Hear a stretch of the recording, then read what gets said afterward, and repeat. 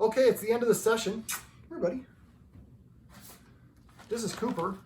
See if we can, this is Cooper. There you go. He's a little guy, so you can see him. I would pick him up, but I just got done trying to do that, and he demonstrated a little bit of a technique, or a little biting behavior. And I think it's his way of saying, I don't want to be picked up. So the way that I fix that is I want to create a situation where the dog wants to do it. I just got done showing this to the Guardians, but I'll do it again. This is his roadmap to success, by the way. So I'm taking a treat, I'm smashing it so it's like a pancake, and letting him chew on it, and I'm just getting him used to my hand, and watch, as soon as my hand moves back, see how his butt went up? Well, you can't see it on the camera because of the angle, but his butt got up. So when I passed his line of sight, that's when he popped his butt up because he's ready for me to start trying to grab him. And one of the things I want you guys to do is avoid snatching him and surprising him in the short term, because that's where this behavior comes from. This is a good example of why when you have a puppy, you really want to practice handling them, getting him picked up, and then so you pick the puppy up, put it down, and give it a treat. If I do it with him now, he's going to try to bite at me because it's a way of saying I don't like it. And he's gotten a habit of using this biting behavior to stop people doing it, because when he bites, they stop trying to do the thing. That's a form of operant conditioning. It's just using the negative element as opposed to positive. So what I'm doing here is just creating a positive so that when you're eating a treat, see, now I'm going past his line of sight and he's staying in a sit. I'm not touching him. There we go. And so I would do this exercise with the high value treats. He really, really likes these tricky trainer treats. Also about these will air out. If you leave the bag open, they'll be hard as an M&M in 10 minutes. So fold it over and burp all the air out of it each time you're going to close it. So it's like that. The other thing I would do is I would get his food, hand feed him. And so he's eating out of this hand, and so hold it so he's positioned here. Come here, buddy. Do have more treats. And then while he's eating it, you're petting him. At first, you're just touching him. You can't see right there because he's so small, but you're just touching him. So his head is here. If this is the dog's head, so he's eating out of your hand here. With the other hand, you're touching him right back there at his hip. One finger, and the next scoop, maybe touching with 2 fingers. And this might be several meals before you actually get to the point where you're actually petting him a little bit, but you're way back here on his hip as opposed to near his head. And then gradually you move up. This might take several meals, but eventually he won't bite you while you're providing the food out of your hand, and you're getting him accustomed to being touched while he's eating. Does he let you guys pick him up at times? Yeah. So when he's in that mood of liking to be picked up, and he's okay, he's not going to do what he just did for me, pick him up, put him down, give him a treat, and call it like, elevator. Come up with a funny word for that activity, and then practice it. So the activity happens first, then he gets the treat, and then we mark the treat, or link it or pair it with a command word. And so after a while, people pick me up, and then I get the best treat I've ever had. Who's picking me up next? And then you can start applying it. And then after he's done that enough, the being surprised and picked up is probably something he's not going to be reactive to, because good things happened when he did that. Okay, so I'm going to go kind of summarize what we went through in the session. So we started off by talking about exercise. Most dogs are under exercise. So we went through some creative forms of exercise. The Doggy Stairmaster, and I got videos for all this stuff, and message me if you can't remember. Doggy Stairmaster, scent games or hiding the treats around. You can play fetch if he likes to play fetch. Walking, letting him sniff on the walks. And remember, for the Doggy Stairmaster, the other things, max him out. Do it with an empty stomach the first time, and keep doing it until he says, I'm not going down there anymore. And once you know what his maximum number is, start playing around with the elements. So maybe you exercise him before you take him for a walk, or exercise him before you practice the elevator ride. Oh, there we go. The idea is he went for the mother load. But basically the idea is we create situations. So when he misbehaves, again, instead of seeing that as, oh, he's darn it, he's doing this, look at it as sweet. I get an opportunity. Remember, get to versus have to. I get an opportunity to work with him on his resource guarding. I get to work with him on picking him up or whatever the case may be. All right. Let me see. So let's exercise. Remember, on the walks, let him sniff as much as possible. So instead of going for a walk for a circuit, go for a certain amount of time. All right. Yes. Hey, buddy. Get a bag of bully bites. The card from the green spot's up there. Probably still up there when you see this. I'm just kidding. But go there, get a bag of the bully bites. I think he probably is not sleeping enough. And so if we could set up a spare bedroom and an X pen and fill it up with a bunch of toys. Sometimes people will take a bully stick and drill a hole through the end of the bully stick and then zip it to like the wall of the X pen or the kennel. The only place I can chew that is in the kennel. So that helps him practice being in the kennel. He doesn't have any problems being in the kennel. But the idea is I'd like you guys to come up with a time, that he is always going to be getting a nap every day at 2 o'clock or whatever it is. I just think that while everybody was at work, he was getting a lot more sleep. And now that nobody's at work, It's too busy. He's not getting the naps that he needs. So get him some exercise, then take him outside. Hey, yeah. And then let him do his business. So he's not crying or complaining in there because he needs to go potty. And then give him a bully stick. Sit in there with him for a minute or two until he kind of gets into it. You're outside the X pen. And then basically then leave. And he just continues eating the bully stick. And then he gets done. He wants you guys to come. Nobody comes if you come when he barks or growls or whines or whatever. That's the way of asking you guys to let me go. So I whimper a whine and nobody comes. And I'm tired. So I just take a little bit of a nap. And we start increasing the amount of sleep that he's getting. I think it'll be very helpful for him. Also for him, I think that the Cosequin is going to help. I think he's got some arthritis, and I think part of the reason he doesn't like people picking him up is because people pick him up and it's been painful for him at times. And I think he's crabby, probably has some arthritis, and probably a little bit under-exercised. And so we see a little bit of neurotic behavior like the licking of the carpet over and over again. Those could be signs of him being bored or understimulated. So I want you to have that perception of when he's licking the carpet, his way of saying, I need some exercise. So we take him and do the doggy stairmaster. And that's why we want to play around with those elements. So you figure out, I need this number of up-downs on the stairs. I count each down up on the stairs as 1. So maybe he needs 5 up-downs on the stairs before we're going to eat dinner. And so he stays behind the line. We need 10 before we go for a walk, so we take off that level of energy. We have a guest that comes over, we need 15 or whatever the case may be. So you'll have different amount of exercise, but the idea is to kind of play around with that until you figure out what those thresholds are. You still back there? Yeah. What do you got back there? Licking the carpet. All right. And again, interpret that as taking the stairs and do a little doggy stairmaster. Remember to use those fun command words. One of the things I'd like you to do is come up with a list of the official commands. Sit down as a family. What are the commands that he knows? And then what is his command word to come? Is it come? Is it here? Is it come here? Is it come here? Is it over here? Is it here, boy? Is it his name? Nothing wrong with any of them. Just let's be consistent. So if dad is saying, come here, and the word is come, maybe the daughter would say, excuse me, dad, vocabulary. Always respectful. And then dad's like, thank you, because I'm using the wrong word. Or I say Scrabble if you're saying too many words. Let's say he sits down and like, oh, Cooper, you're such a good boy. You sat down. Well, what's the word that you like? It's too many words. So dogs hear the first word you say. So remember, just say good or excuse me, sit or come or down or whatever it is. Some housekeeping things for dog psychology. Remember, any attention is validating. Anything your dog is doing when you pet it is what you're specifically rewarding. So if he's barking, you pet him, he's getting petted for barking. But if he's fearful and you pet him, you'll make him more fearful. Anxious, scared, neurotic. So if he is nervous, you can lay your hand on him, and dogs do associate touch with affection.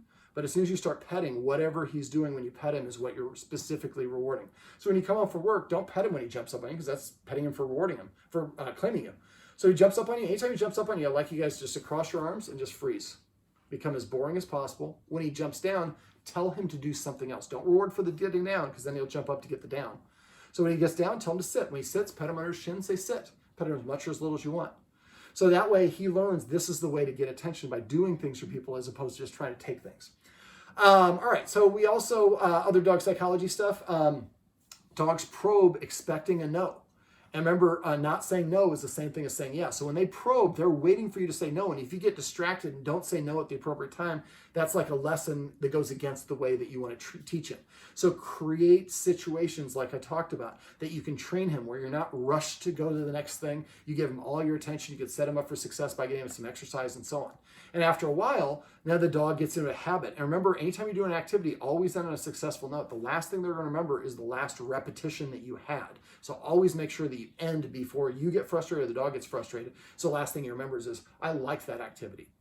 All right. I talked about the picking up and down on this video, right?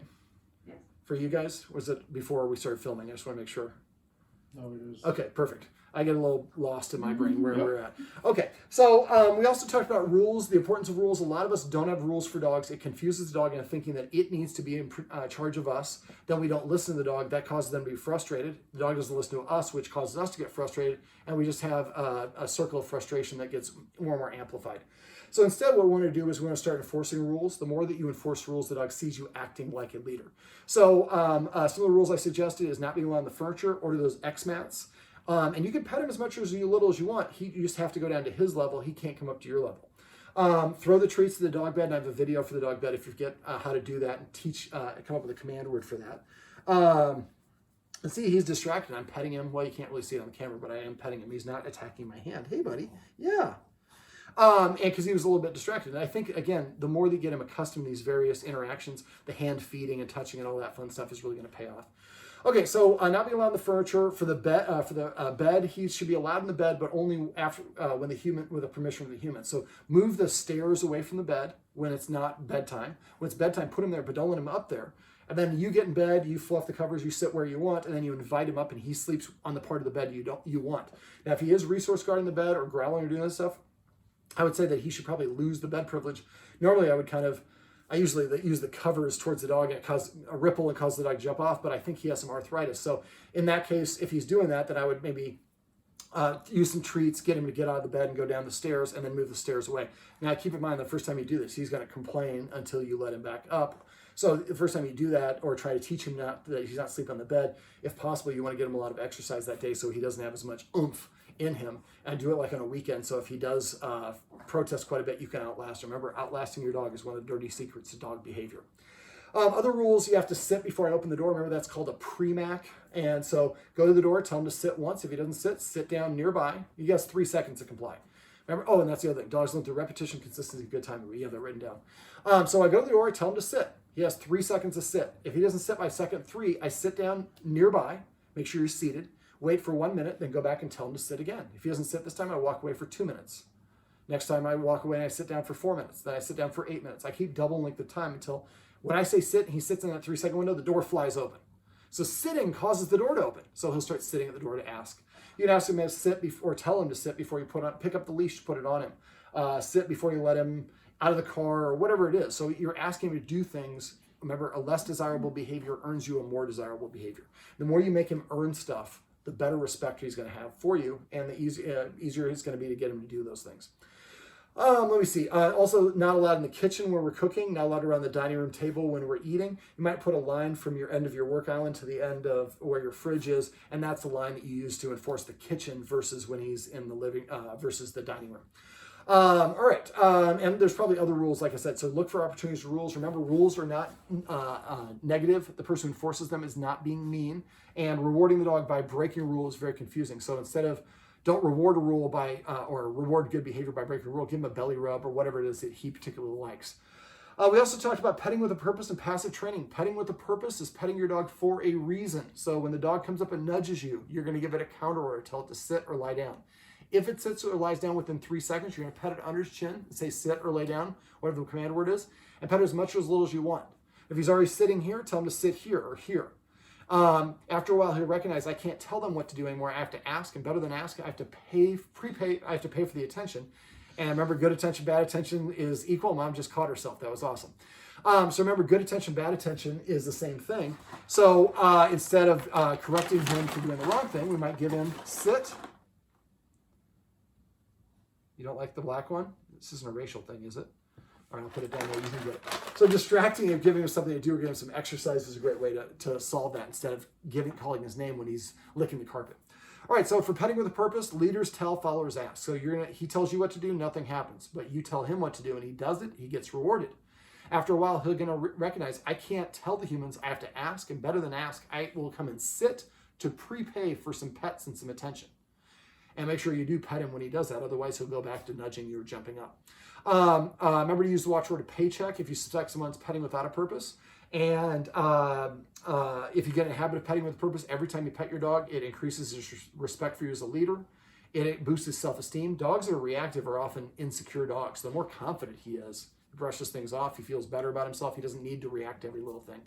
Helps him practice basic obedience. It'll also make your pets more valuable. So it really accomplishes a lot, and it'll happen every time you pet your dog if you get in a habit of it. But remember, it takes 66 days to form that habit.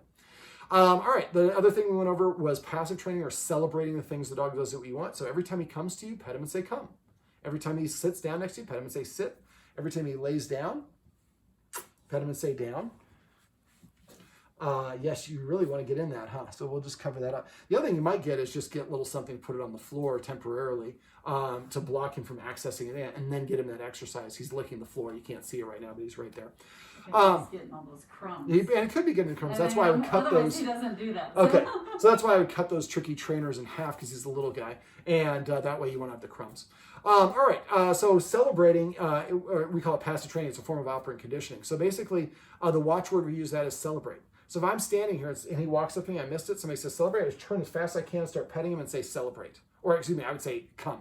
Or lay down, or whatever it is. So what it is, we're asking, we're rewarding, we're recognizing and rewarding the dog when it offers the behaviors we want, when it does it on its own. Not because we ask it to or show it or influence in any way, shape, or form. So every time he comes to you, pet him and say come. Every time he sits, when he drinks water, say agua or Merlot or happy hour, whatever your favorite cocktail is.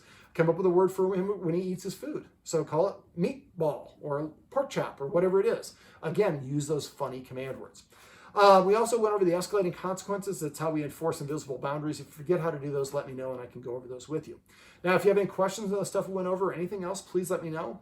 For his reactivity towards other dogs, you might want to sign up for a loose leash walking class. It's a 4-week class that we do on the weekends.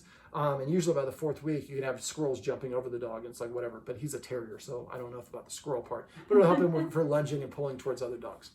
All right, where's he at? He's right here behind me, I bet. Cooper. Come here, buddy. Sit. This is my buddy Cooper. Sit. And this is Cooper's roadmap to success. Remember, everything you do trains your dog. Only sometimes you mean it.